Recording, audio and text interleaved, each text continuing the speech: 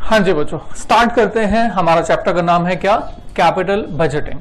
Right बच्चों, capital budgeting chapter में हमें करना क्या है, ध्यान से सुनेगा। It's a very very very important chapter. एक होता है इंपॉर्टेंट, ये चैप्टर आपके लिए मोस्ट इंपॉर्टेंट चैप्टर है। पेपर में इस चैप्टर में से कुछ ना कुछ आपको जरूर जरूर मिलेगा। राइट हमारे चैप्टर में ऐसा है क्या, देखो कोई भी बिजनेस हो, कोई भी फर्म हो, वो हमेशा हमेशा क्या करती है? सोचती है, विचारती है। कैसा विचारती है? कि हम अपने फंड्स को किस वे में यूटिलाइज करें। देखो कंपनी कोई भी हो, वो फंड्स यूटिलाइज ही तो करती है ना। कोई कंपनी है, पैसा कहां से आएगा? थोड़ा सोच के देखो, कंपनी के अंदर पैसा कहां से आएगा? या तो खुद का पैसा होगा, यानी कि इक्विटी कहेंगे, या तो फिर उधार लिया हुआ पैसा होगा, डिवेंचर बोलेंगे, बैंक लोन बोलेंगे, वेंचर कैपिटलिस्ट फंड्स बोलेंगे, तो कुछ भी बोलेंगे। तो फंड्स जो है कंपनी में हमेशा हमेशा किसी ना किसी सोर्स से आते हैं। राइट और सोर्स से आने के बाद ये क्या कंपनी में हमेशा हमेशा पड़े रहेंगे? नहीं, कोई भी कंपनी इसका अनयूटिलाइजेशन नहीं करेगी। मतलब क्या करेगी? कंपनी इसको इन्वेस्ट करेगी। अब कंपनी जब भी पैसों को इन्वेस्ट करती है ना, तो that kind of investment can be in the two form, can be in the two form. Number one is called short term requirement for the short term period and number two for the long term. सबसे पहले मैं आपको short term समझा देता हूं कि short term क्या होता है। शॉर्ट टर्म का मतलब होता है कि कंपनी ने इसको इन्वेस्ट किया वर्किंग कैपिटल के लिए। कंपनी ने इन्वेस्ट किया वर्किंग कैपिटल के लिए। वर्किंग कैपिटल मतलब क्या हुआ? Current assets. सुना हुआ आपने? वर्किंग कैपिटल का मतलब क्या हुआ? Current assets minus current liabilities. Current assets current liabilities में इन्वेस्टमेंट करना क्यों जरूरी है? देखो current assets and current liabilities में बिना इन्वेस्टमेंट किए कंपनी रन ही नहीं कर सकती। राइट थोड़ा सोचो, कंपनी ने मशीनरी इंस्टॉल की, मशीनरी है 1 करोड़ की, तो 1 करोड़ की मशीनरी कंपनी ने इंस्टॉल कर दी है। राइट पर मशीनरी इंस्टॉल करने के बाद मशीनरी वर्क कैसे करेगी, काम कैसे करेगी? कंपनी को सबसे पहले तो हाँ जी रॉ मटेरियल लेके आना होगा। राइट अब रॉ मटेरियल अगर सप्लायर से उस समय मंगवाया जाएगा जिस समय मशीनरी को रन करना है, तो हो सकता है कि मशीनरी को वेट करना पड़े। तो हमें इस रॉ मटेरियल को क्या करना पड़ेगा? इसको हमें स्टोरेज में रखना होगा, ताकि मशीनरी पर में जब भी रॉ मटेरियल की जरूरत पड़े, इस रॉ मटेरियल को जल्दी से मशीनरी में इनपुट किया जा सके। राइट तो अगर रॉ मटेरियल को स्टोर डिपार्टमेंट में हम लोग संभाल के रख रहे हैं, तो हमारी जो इन्वेस्टमेंट है वो कहां पर इन्वेस्टमेंट हो जाती है? रॉ मटेरियल में, रॉ मटेरियल के स्टोरेज में। रॉ मटेरियल मशीनरी में जाएगा तो क्या बन जाएगा? WIP। तो हमारी इन्वेस्टमेंट WIP में भी होगी। और जब WIP से फिनिश गुड्स बन जाएगा, तो सोचो क्या फिनिश गुड्स बनते ही बिक जाएगा क्या? नो, सामान को बनने के बाद, तैयार होने के बाद भी बेचने में कुछ समय लगता है।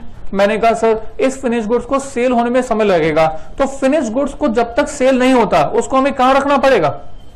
वेयर हाउस में या शोरूम में। राइट मैंने कहा मारुति कंपनी है, मारुति कंपनी के लिए रॉ मटेरियल बताना क्या होगा? बहुत सारे स्पेयर पार्ट्स।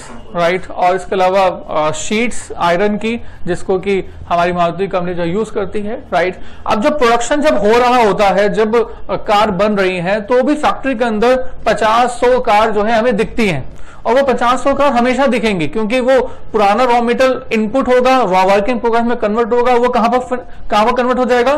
फिनिश गुड्स में। राइट और फिनिश गुड्स बनने के बाद मारुति कंपनी जो है वो बहुत सारी फिनिश गुड्स कारों को संभाल के रखती है। राइट तो वहां पर भी कंपनी की हमेशा हमेशा इन्वेस्टमेंट रहती है। आप कंपनी के पास गए कार लेने के लिए। राइट तो आपने कहा सर मुझे ये वाली कार लेनी है, तो मारुति कंपनी उसी समय आपको जो है, अगर आपने पैसा पे कर दिया है, उसी समय कार दे देगी।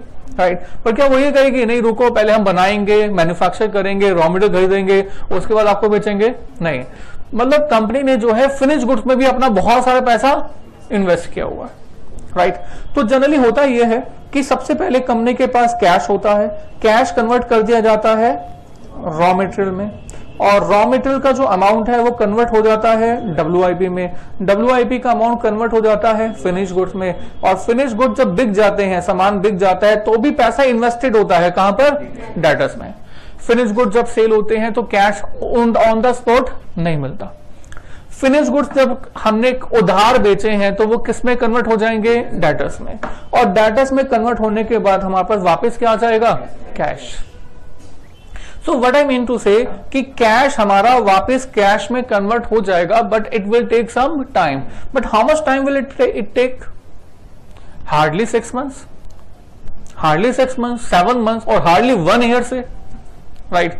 तो बच्चों हमारा जो कैश है, जो रॉ मेटेरियल में इन्वेस्टेड है, जो WIP में इन्वेस्टेड है, जो फिनिश गुड्स में इन्वेस्टेड है, या जो हमारा डेटर में इन्वेस्टेड है, वो हमारी इन्वेस्टमेंट बहुत लंबे समय के लिए नहीं है। Our cash will get converted into the cash in a very small span of time, that is 6 months, 7 months, 1 year। तो इस तरह की इन्वेस्टमेंट जो हम रॉ मेटेरियल में कर रहे हैं, WIP में कर रहे हैं, फिनिश गुड्स में कर रहे हैं, इस तरह की इन्वेस्टमेंट को हम क्या बोल रहे हैं, right, this is called short term investment. This is called short term investment. I think clear? So मैंने कहा सर ऑर्गेनाइजेशन के अंदर जो भी फंड्स आते हैं उस ऑर्गेनाइजेशन को, उस पैसे को कहां पर इन्वेस्ट करना होता है, नंबर 1 शॉर्ट टर्म इन्वेस्टमेंट में, राइट। तो इसको हम क्या बोलते हैं, वर्किंग कैपिटल। कुछ पैसा कंपनी का जो है वर्किंग कैपिटल का रिलाइज भी हो जाता है। कहां से रिलाइज हो जाता है, क्रेडिटर से, राइट। बच्चों क्रेडिटर्स कौन से लोग होते हैं, जिन्होंने शॉर्ट टर्म के लिए हमें पैसा उधार दिया हुआ है, लाइक क्रेडिटर्स, बिल्स पेबल। तो इनसे पैसा हमें मिल भी गया, तो मतलब वर्किंग कैपिटल मतलब current assets minus current liabilities. ये पैसा हमें जो है पैसा अपनी पॉकेट से इन्वेस्ट करना होता है। बच्चों ये जो शॉर्ट टर्म की इन्वेस्टमेंट है, that is covered under the working capital management. It is not the part of our subject.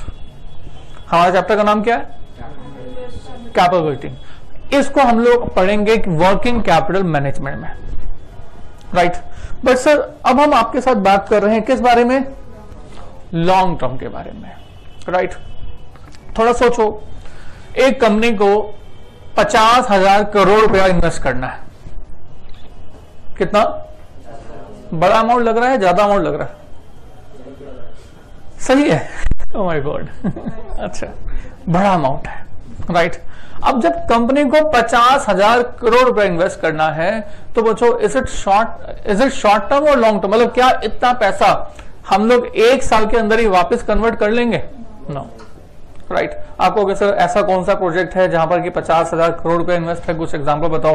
तो बच्चों मैं तो 50,000 करोड़ नहीं, आपको 2 लाख करोड़ का बताऊंगा। सो जो मुकेश अंबानी जी ने अभी 2017 चल रहा है ऑलमोस्ट, इससे 7 साल पहले, 7 years बैक, 2010-11 के आसपास ही ये सोच लिया था कि मुझे 4G लॉन्च करना है, राइट। तो सोचो 7 साल 6 साल पहले ही वो ये सोच चुके थे कि 4G लॉन्च करना है, राइट। और उस समय भी उनका ये अंदाजा था कि इसके लिए मुझे कितना पैसा इन्वेस्ट करना पड़ेगा, 1.5 लाख करोड़, राइट। तो बच्चों क्या ये इतनी बड़ी पैसों की इन्वेस्टमेंट के बारे में जो ये सोच रहे हैं, whether it is a short term investment? No, this is a long term investment, right.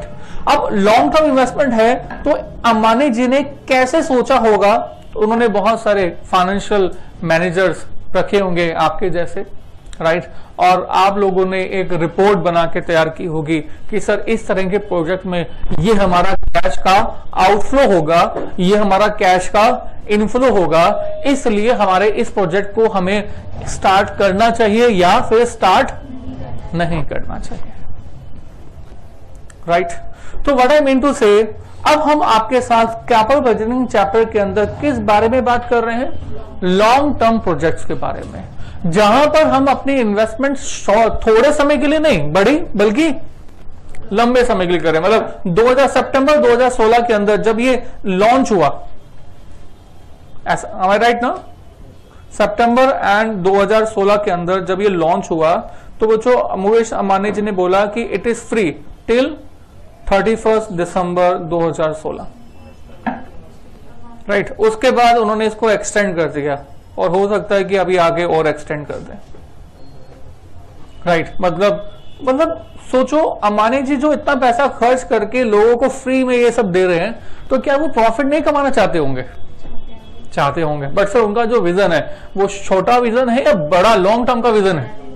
Definitely ये जो विजन है ये बहुत बड़ा है, राइट। तो मतलब हम जो यहाँ पर बात कर रहे हैं आपके साथ, वो छोटे विजन के बारे में बात नहीं कर रहे हैं, we are talking about the long term vision.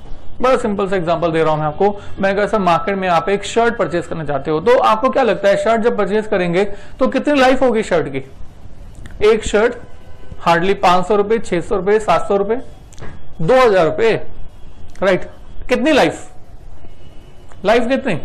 Hardly 6 महीने, 1 साल, लेट अस से 2 साल, है ना। So is it short term, long term? Short term, right. इसको हम शॉर्ट टर्म कैटेगरी में डाल रहे हैं, राइट। बट सर मैंने कहा सर आप एक कार परचेज करने जा रहे हैं, you are going to buy a car, now is it a short term और long term? This is long term, right. Car जब परचेज करेंगे और जब शर्ट परचेज करेंगे, दोनों सिचुएशन के अंदर आपके पास जो मेंटल पावर होगी, जैसे कहो कि आप जो सोचेंगे, विचारेंगे, खरीदने से पहले जो आप एनालाइज करेंगे, उन दोनों के दोनों प्रोसेस के अंदर डिफरेंस होगा या नहीं होगा? डेफिनेटली होगा, राइट। सो बच्चों यहां पर कैपेबल बजटिंग चैप्टर के अंदर हम आपके साथ जो बातें करने जा रहे हैं वो उन प्रोजेक्ट्स के बारे में बातें करने जा रहे हैं जहां पर हमारा विजन थोड़े समय का नहीं है, हमारा विजन लंबे समय का है। और इन बड़े लंबे समय के विजन के अंदर हम लोग इन्वेस्टमेंट कैसे सोचेंगे कि हम करें या ना करें, that is covered under the capital budgeting. I think clear, right. बच्चों को मैं ऐसे समझाता हूं कि बच्चों that long term projects are always more important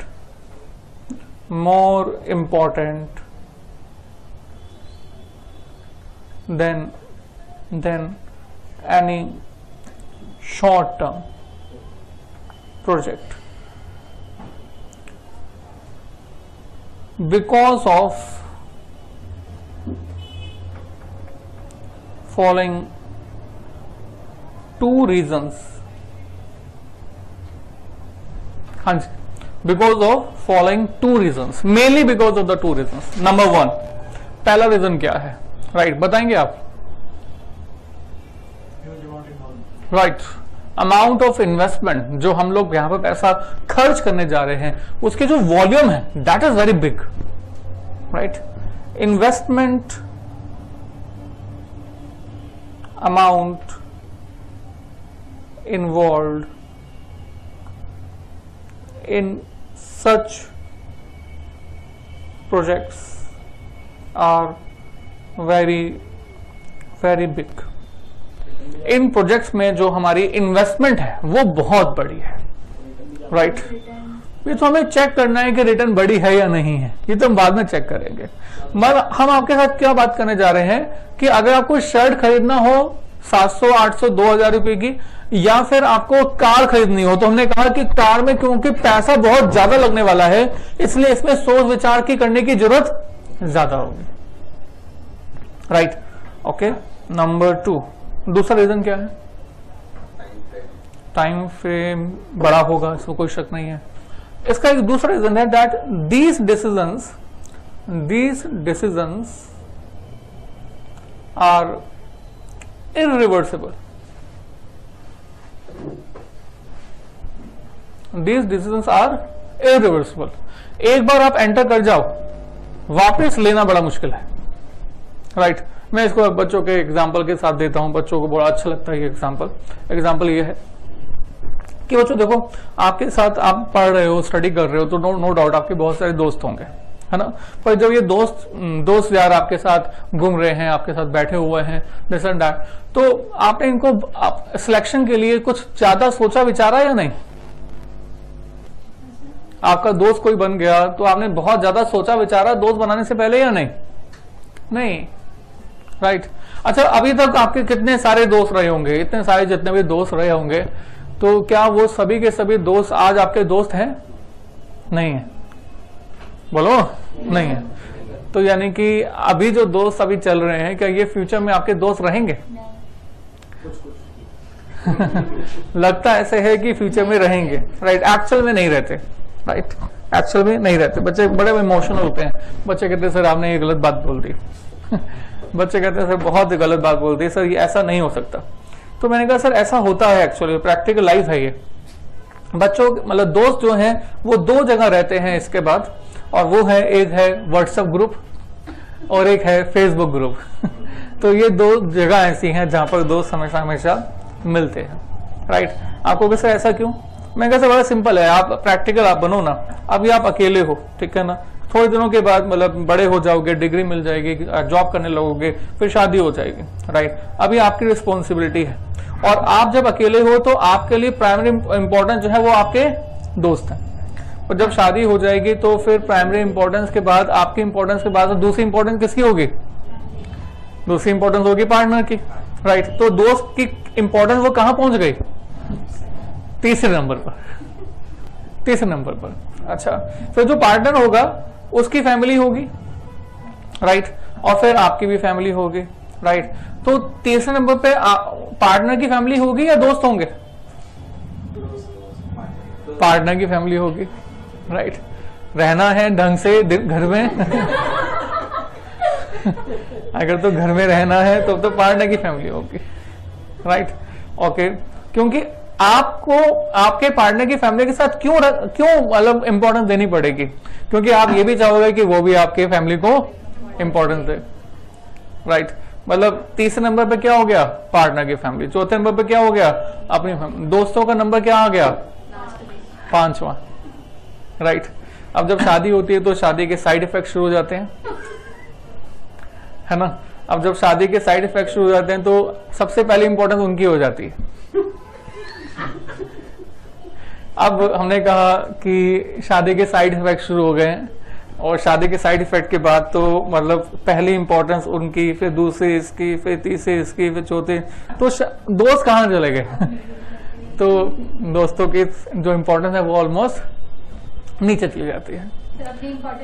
अपनी इंपॉर्टेंस तो ढूंढनी पड़ती है, भाई मैं कहाँ पर हूँ, ऐसा सबके साथ होता है, राइट। तो इसलिए कहते हैं कि जब जितने बैचलर हैं वही सुखी हैं। चलिए कम बैक। तो मैंने कहा sir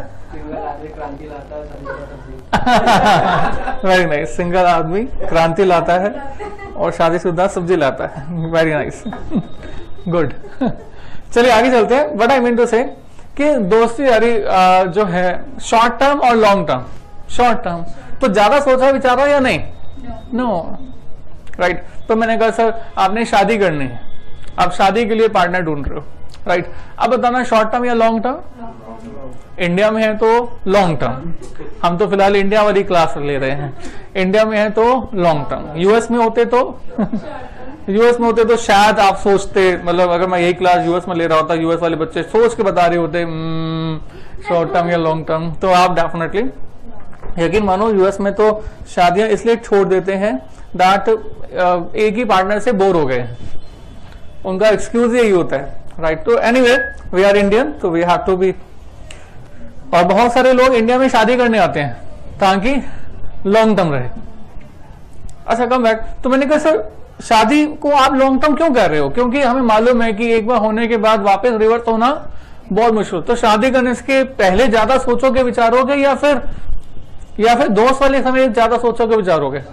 because it is irreversible, शादी इज इरिवर्सिबल। बहुत सारे लोग तो डरते हैं, राइट, शादी होगी तो ऐसा होगा वैसा होगा, इसलिए वो शादी बहुत बहुत लेट करते हैं, राइट। चलिए एनीवे सबका अपना अपना विचार है। अभी हमने कहा हमारे पास ये जो कैपेबिलिटी चैप्टर्स है उसमें लॉन्ग टर्म व्यू होने के कारण से, इरिवर्सिबिलिटी होने के कारण से ये जो टॉपिक है that is very very important, not for our subject, not for our exam, but in the practical life also, right. अच्छा इस पर्पज के लिए ना हमने कुछ टूल्स फॉर्म किए हुए हैं, टूल्स फॉर कैपिटल बजटिंग। इन्हीं टूल्स के बारे में हम आपके साथ अभी बातें करेंगे। क्या बोला मैंने, क्या बात करेंगे? Tools for capital budgeting. Tools Hindi में क्या बोलेंगे? औजार। We are talking about the some औजार of the capital budgeting and these tools are number 1 payback period. Number 2 NPV. यकीन मानो बच्चों 99% केसेस में हम लोग एनपीवी के बारे में ही बात करेंगे, right. Number 3 IRR, internal rate of return. NPV का मतलब क्या होता है? Net present value. Net present value. IRR का मतलब क्या होता है? इंटरनल रेट ऑफ रिटर्न, ठीक है। और इसके बाद एक और है, that is called profitability index. Profitability index, इसको प्यार से हम लोग पीआई बोलते हैं। इसको एक और नाम बोलते हैं डिजायरेबिलिटी फैक्टर। डिजायरेबिलिटी फैक्टर, वो भी एक नाम है इसका। एक और टूल है, that is called ARR. ARR stand for the accounting rate of return. Accounting rate of return.